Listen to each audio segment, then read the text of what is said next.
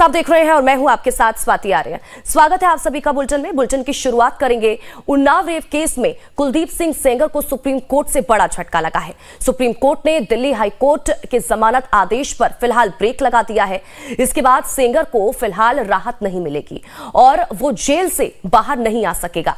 Supreme court ने Delhi high court का 23 दिसंबर 2025 का वो आदेश स्थगित कर दिया जिसमें उन्नाव रेप केस में सेंगर की उम्र कैद की सजा को सस्पेंड कर जमानत देने का फैसला किया गया था।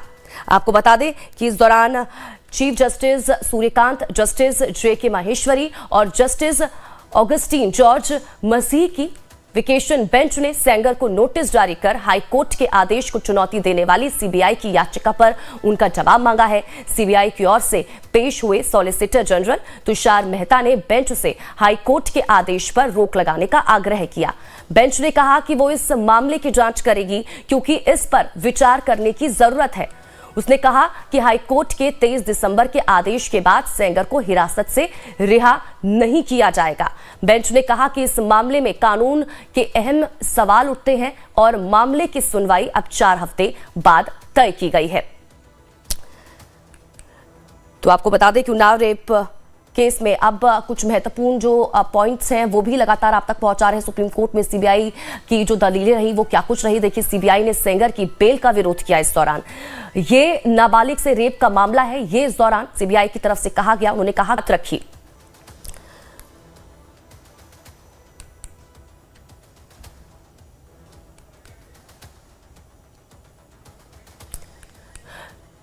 तो प्रशांत त्रिपाठी ज्यादा जानकारी के साथ हमारे संवाददाता इसी खबर पर जुड़ चुके हैं। सीधा रुख प्रशांत का करेंगे, जानकारी लेंगे क्या कुछ फिलहाल अभी अपडेट सामने निकल कर आ रहे हैं। प्रशांत, सबसे पहले तो जानकारी इसको लेकर दीजिएगा कि क्या कुछ अपडेट सामने निकल कर आ रहे हैं, क्योंकि एक बहुत बड़ा झटका इसको कुलदीप सिंह सेंगर के लिए कहा जा रहा है।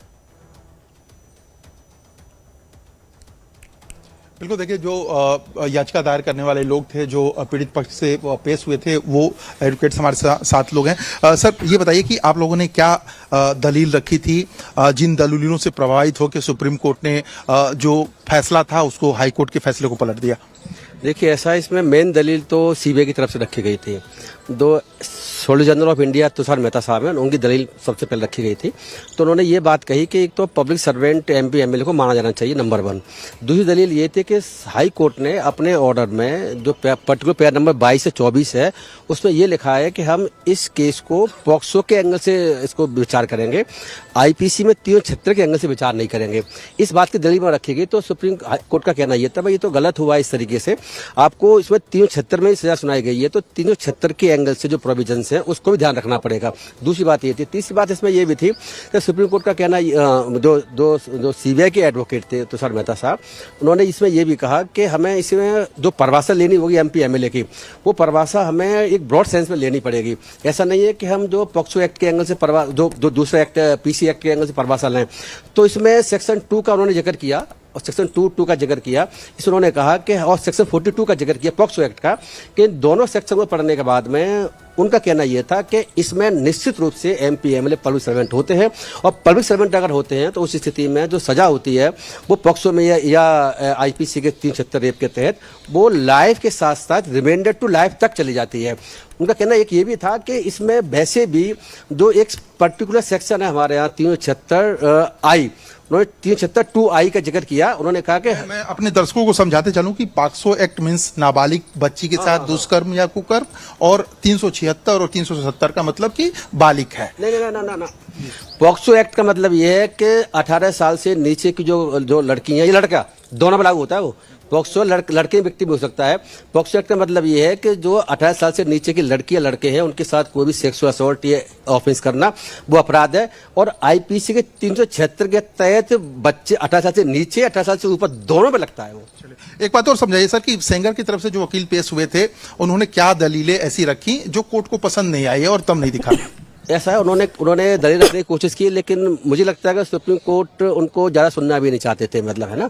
सुप्रीम कोर्ट का कहना यह था कि आज हम कोई इस केस पे डिसीजन नहीं ले रहे हैं, इस पे तो हम विचार करेंगे। सबसे पहले तो अश्विनी जी आपका बहुत बहुत स्वागत करती हूँ सर लाइफ टाइम्स पर। और सर मेरा सबसे पहला सवाल आपसे यही होगा कि जिस तरह से आज सुप्रीम कोर्ट ने हाई कोर्ट के फैसले पर रोक लगा दी है, अब कई ऐसे चीजों का जिक्र यहाँ पर कोर्ट की तरफ से किया गया। उन्होंने ये भी कहा कि इसमें इस पूरे मामले में ऐसे कई सवाल हैं जिन पर ब्रीफ से जो है उनको उन पर बातचीत करने की जरूरत है, उस पर ध्यान देने की जरूरत है। और ऐसे कौन से ऐसे पॉइंटर्स रहे जिन पर जोर यहां पर कोर्ट की तरफ से दिया गया?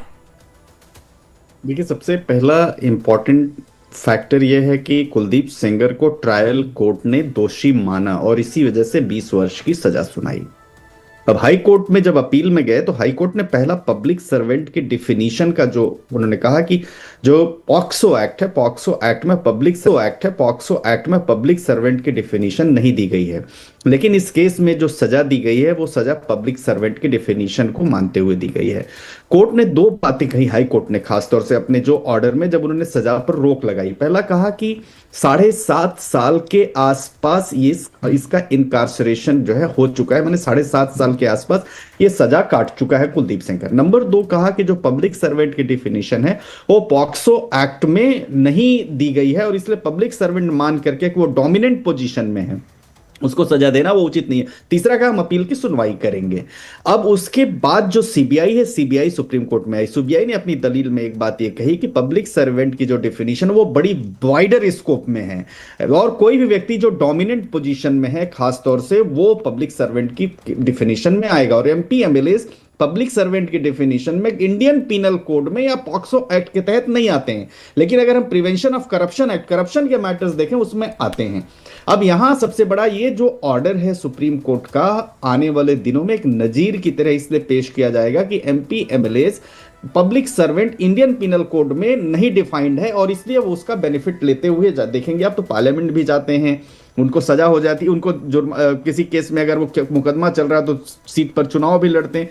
तो ये तमाम बंदिशें आने वाले दिनों में तय होंगी। परंतु एक बात यहां यह है कि पॉक्सो एक्ट स्पेशल एक्ट है। 18 साल की उम्र से कम का कोई भी व्यक्ति, चाहे लड़का हो या लड़की हो, उसके साथ किसी प्रकार का दुष्कर्म होता है तो उन केसेस में पॉक्सो एक्ट लगता है और ये हीनियस क्राइम प्रूव हो चुका था। कुलदीप सेंगर इसमें दोषी सिद्ध हो चुका था और इसकी वजह से सुप्रीम कोर्ट ने कहा कि हम इसको सुनेंगे। नंबर 2, सुप्रीम कोर्ट ने एक बात और इंपॉर्टेंट कही।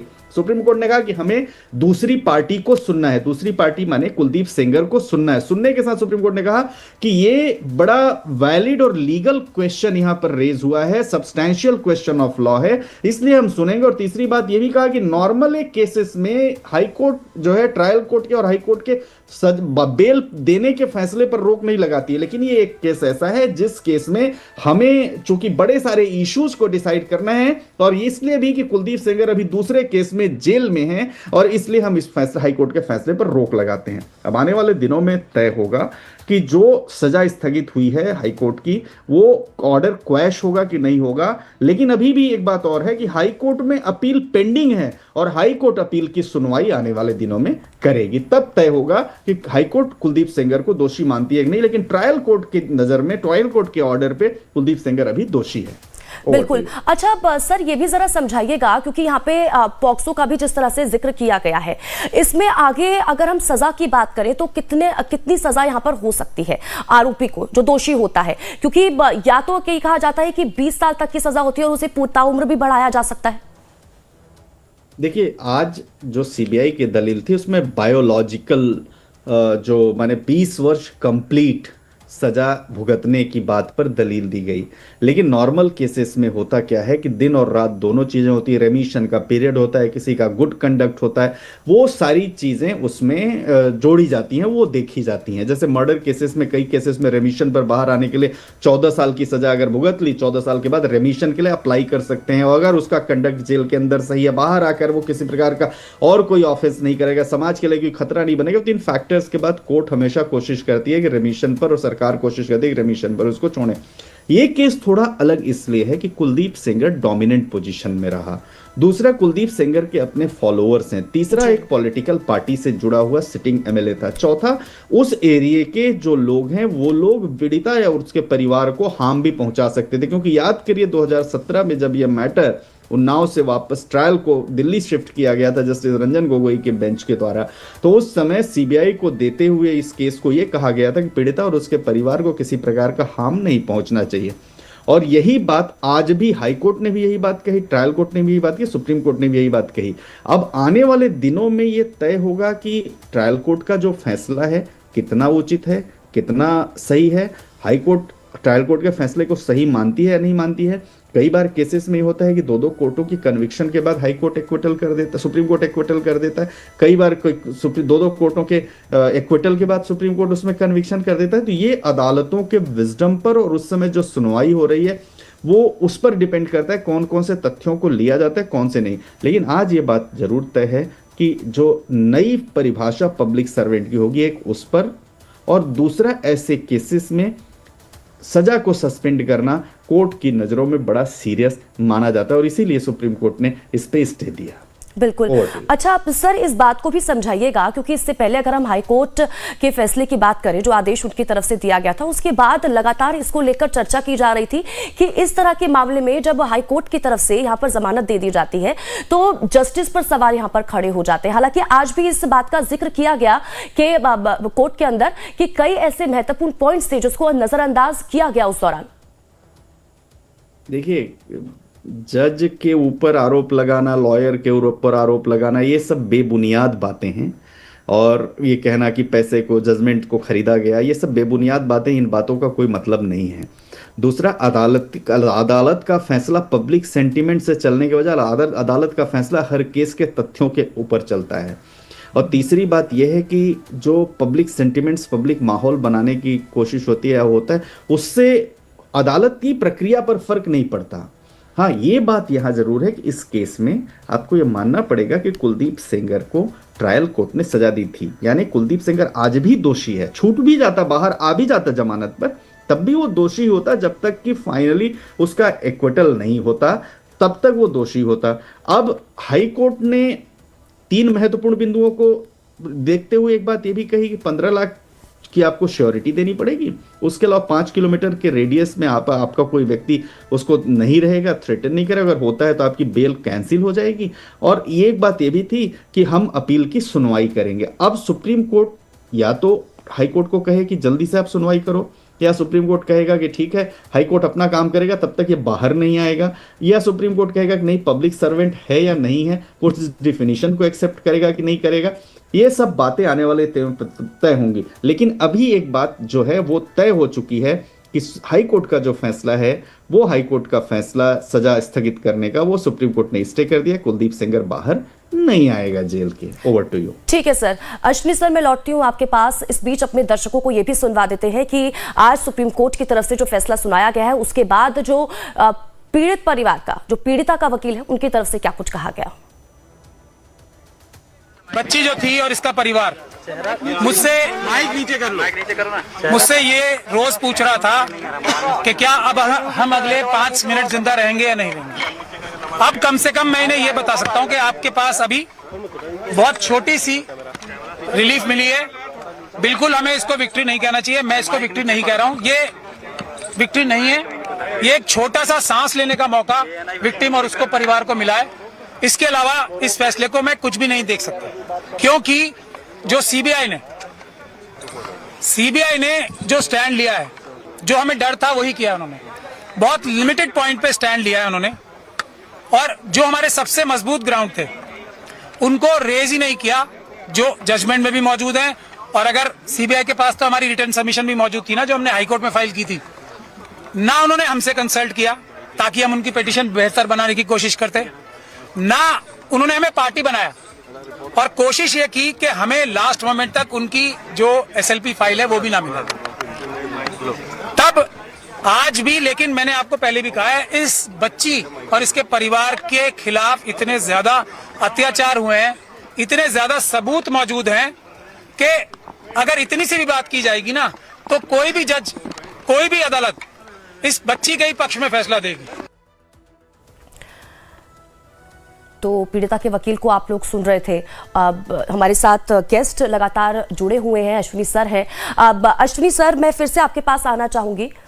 ठीक है अश्विनी सर, मैं लौटती हूँ आपके पास। हमारे जो संवाददाता है प्रशांत हमारे साथ लगातार बने हुए हैं। प्रशांत, जरा इसको लेकर भी अपडेट दीजिएगा। जो सुप्रीम कोर्ट की तरफ से आज फैसला सुनाया गया, उसके बाद जो पीड़िता है और जो पीड़ित परिवार है उनकी तरफ से क्या कुछ कहा गया, इसको लेकर क्या कुछ अपडेट?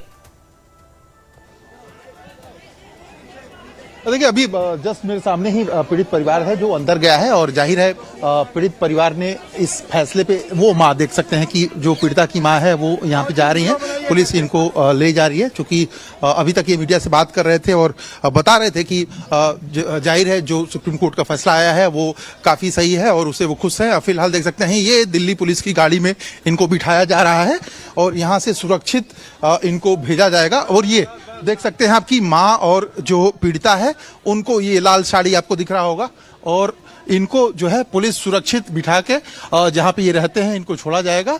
और जाहिर है थोड़ी देर पहले ही, ये लगभग 1 घंटे पहले, फैसले से पहले ये यहाँ पे आए हुए थे और ये जानना चाहते थे कि हाई कोर्ट ने जो फैसला दिया है उसके बाद सुप्रीम कोर्ट का क्या रुख होता है। और उस रुख को सुनने के बाद से इनके चेहरों पे खुशी दिखी है और जाहिर है इनके पक्ष में जो लोग आए थे या ये हुए, इन्होंने खुशी जाहिर की है। लेकिन अगली सुनवाई जो होगी 4 हफ्ते बाद, उस पे भी नजरें रहेंगी। और जाहिर है आज जो कोर्ट में हुआ है, तमाम एक्सपर्ट्स और जो एडवोकेट्स हैं दोनों पक्षों के, उन्होंने बताया कि किन फैसलों को लेके हाई कोर्ट ने जो फैसला दिया था जमानत देने की, वो क्या टेक्निकल पॉइंट्स थे। और उन टेक्निकल पॉइंट्स को खास तौर पे पास्को एक्ट को देखना और खास तौर पे जो सिविल में वो है या नहीं सेंगर, इसको देखना, इन दोनों को लेके डिसीजन दिया गया था हाई कोर्ट की तरफ से। और अब सुप्रीम कोर्ट ने उसको पलट दिया है और सुप्रीम कोर्ट जो है वो इस बात पे